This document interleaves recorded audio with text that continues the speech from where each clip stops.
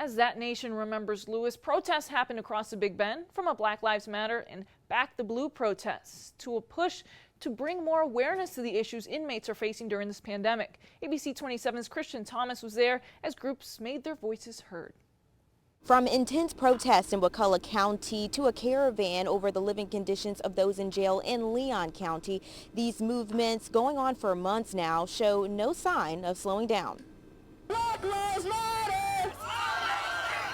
Tensions running high in Crawfordville as a Black Lives Matter and Back the Blue protest came face to face. Hundreds of people filled a Winn-Dixie parking lot Saturday morning, both groups separated by cones. The Wakulla County Sheriff's Office trying to keep the peace as the groups moved through Azalea Park to Hudson Park. Two movements with very different messages. We're out here to protest, make things right, and equality. Everybody come together as one and it won't be divided. Don't start trouble where there's not any.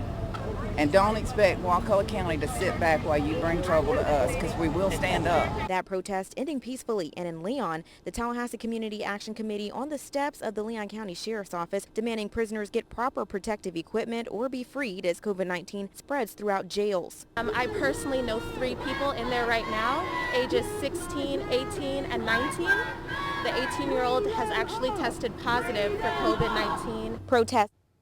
Tonight at 11, we'll take a look at changes the jail has made to help keep inmates protected. Groups from all around the Big Bend made their way to Wakulla County to participate in the Black Lives Matter protests. Perry activist group Equal Rights Committee made their way to Crawfordville to join protesters. They say they came to continue making progress in smaller areas in cities like theirs. The reason why we came here is to show our support for the movement. We're fighting for equality. We have to let people know that we won't stop, and until we get equality, this is what we're going to do. Shakur says their #1 goal was to remain peaceful, and he feels like they accomplished that despite the counter protests.